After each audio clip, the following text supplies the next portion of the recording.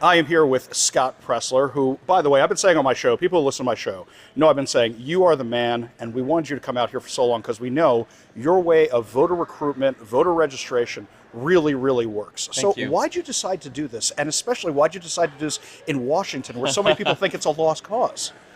Well, I grew up in Virginia, Mm-hmm. and part of the reason why Virginia went from a red to the blue state is because of voter registration. And while the Democrats were recruiting thousands, and I mean hundreds of thousands of new voters, the Republican Party became stagnant.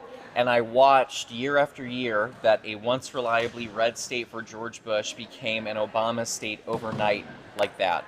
And I went, the only way that we're going to save our country, and dare I say, turn purple states red, or try to turn blue states into purple and then red, is through the vehicle of voter registration. So that's how I began my work. Now, here we are. Donald Trump is president. Republicans have the House. Republicans have the Senate. But we just got wiped out in the November election. Mm-hmm. And I'm worried about the midterms. How do I get big, beautiful turnout, especially in blue states like Washington? Well, we're going to give the people what they want. What do the people want? They want election integrity. So, God bless Representative/Chairman Jim Walsh for working to get proof of citizenship in order to get voter registration in the state of Washington. So as you can see behind you, what are we doing? We're at a Gig Harbor High School collecting signatures to give the people what they want, because legislators in not Salem, we're in Washington, in Seattle, aren't going to give you what you want. Then we're going to do it via citizen-initiated petitions. And why I mentioned Salem is because we're going to Oregon, too, to end automatic vote by mail. We're going to California to get voter ID on the ballot.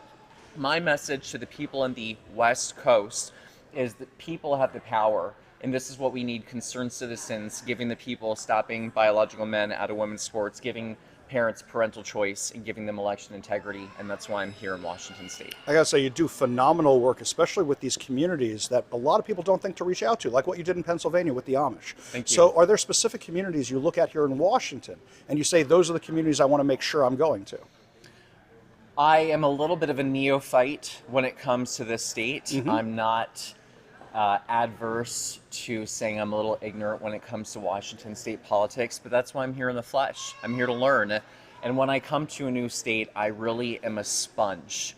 I want to listen to the people. I want to shut my trap, ironically enough, and open my ears. And what does Washington state want? And so a lot of the next 9 events in 5 days are going to be listening and learning. And at this point, I'm here to reach every voter, because Washington, dare I say, we need change in the Yes. state, and the only way that we're going to do it is a game of addition, not subtraction. And so I'm here to build a big, beautiful tent that is going to be all-inclusive and hopefully galvanize and coalesce voters together. What would you say to people here in Washington? And I know what I would say to them, because the Seattle mayor's vote, the difference was 1,900 votes. I say to people, every single vote matters. What do you say to disenfranchised voters who may think, oh, voter fraud, or may think anything else? What would you say to them? What's your message to them? Well, look at 2024. I think our biggest problem going into 2024 was making voters believe that we could win. Because what did I hear from everybody? Scott, they're going to cheat. Scott, they're going to rig it. Scott, it's going to be a stolen election. Guys, we won. We won the popular vote. And dare I say, if Washington voters didn't come out and vote, if Oregon didn't come out, if California didn't come out, Donald Trump wouldn't have won the popular vote. And again, you would have had a repeat of 2016 when they go, oh, it's the Electoral College. That's how Republicans rigged it. No, we won everything. We did it fair and square. And so my message is, our biggest problem now is getting every beautiful Trump supporter that voted in 2024 to vote in every single election. And I'm here to go, well, I understand that we're a vote by mail state and there isn't a lot of election integrity. That's why I'm here to create positive change at the ground level, create some election integrity, get people out in 2026. Hopefully we can get a different governor. in 2026. And that's how we create change, but it has to start at the local level. Just in the last few minutes we have with you, you were in the Jewish communities in New Jersey. Yes. We didn't manage to flip New Jersey this time, but what did you learn from being in those communities this time, from recruiting in those communities and the voter registration? I'd say it's a very untapped community, and they really enjoyed being seen, being heard. That's what any voter wants. And I get that being America First, being MAGA, is very big tent, and I'm speaking broadly about putting the American citizens first. But let's be real though, what makes Democrats successful is they tell different minority communities when they say Black Americans, Hispanic Americans, white working class, whatever, whether we as Republicans acknowledge it or not, they're saying to that community specifically, I see you, I hear you, I acknowledge you. And I think that's one thing that we can do better as a Republican Party, especially if we're going to go to places like Washington and maybe focus on Native Americans, or when I go to New Mexico speaking to that community, or when I go to Pennsylvania and I'm talking to the Amish, or I go to New Jersey and I'm talking to Lakewood and the Jewish community. Do a better job of reflecting upon that. And I will say they were thrilled we were there. And they just want politicians that are really going to peacefully fight for them and show up. Republicans have to show up. Otherwise, you're not going to get a vote. I completely agree, and I'll say it is I'm so happy to see you here, because I've been talking about wanting you to come out here for so long.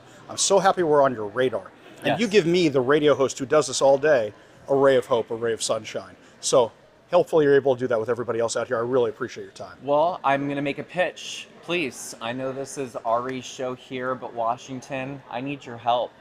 We have until, I think, January 2nd to collect 350,000 signatures in order to get proof of citizenship for voter registration in the state of Washington.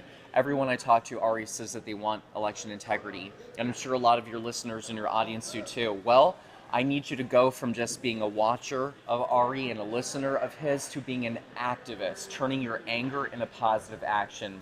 And so the Washington State GOP, on their website, you can download petitions. Each form has 20. You know who the Trump people in your neighborhood are because you're loud and outspoken. If you actually put a Trump sign in your yard in Washington, go to those homes, get their signature, and mail the forms to the Washington GOP office. And then you can help make sure that we're having election integrity on the ballot in 2026. And so I ask for your help. Come to one of our events like here in Gig Harbor all across the state, and I thank you for the opportunity to have a platform on your space. Thank you so much for coming out here, man. Really do appreciate it. My pleasure.